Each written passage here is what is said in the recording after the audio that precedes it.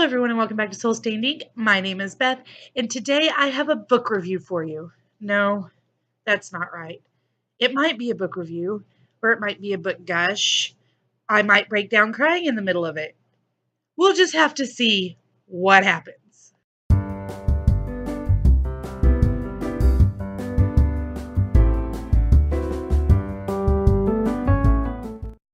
Okay guys, don't be alarmed. I'm not sick. I'm not having like a huge mental breakdown as far as I know. Uh, but I did just complete Lauren Graham's Talking as Fast as I Can from Gilmore Girls to Gilmore Girls and everything in between. I listened to this as an audiobook and she narrates it, and I listened to it at double speed as I listen to most of my audiobooks. So it really felt like I was sitting down with Lauren or Lorelai at parts and listening to her speak in one of those rants that Lorelai goes on in Gilmore Girls and just tell me all about her life and give me advice about writing and acting and just life in general. And it was absolutely phenomenal. I honestly cried for a good portion, or at least teared up for a good portion of the final 45 minutes as she's talking about the Gilmore Girls reboot and how it felt to be back on the set and all of that stuff, um, which I will get to in just a minute. So, in my handy dandy little journal that I'm using, I wrote down I started this on the 3rd. You can't even see it. I started on the 3rd. I finished it today. I am giving it a rating of 100,000 stars. Just all the stars. She can have them. I absolutely loved it. Are there some issues with the book? Yes, probably. But I loved it for what it is, and it really, really affected me in a multitude of ways, and I'm giving her all the stars. So there you have it. The words I wrote down around it as descriptors are funny, insightful, personal, great writing style, great advice, too much goodness, and I love the writing advice. Um, there is a portion when she starts talking about how she wrote Someday, Someday Maybe, which I haven't read, but I definitely intend to, especially after reading this or hearing her read this. I love her style, and I definitely want to read her YA novel, but that is neither here nor there. Um, she talks about how she started the writing process and how it kind of fell into place, and just all of these really personal facts, along with advice on writing and how she was just scattered and she pantsed her way through that, and just really, really great insight as well as some good advice on being an author, um, which I loved.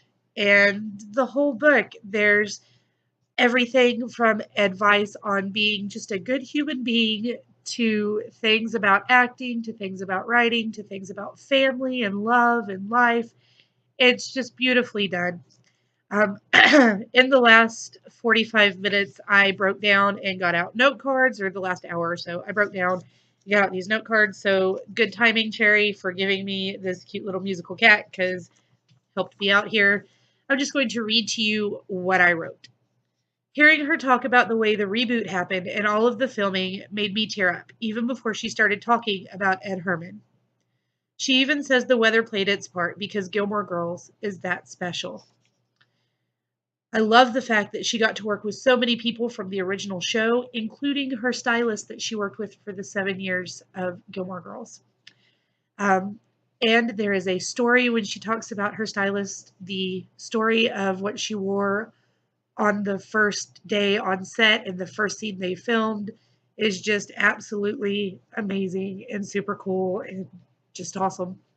I said, I love how amazing, real, and down to earth she seems in this book. The last sentence of the book is hilarious. The last 45 minutes of the audiobook had me so emotional.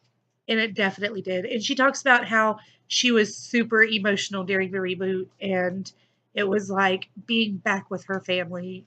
Just fabulous.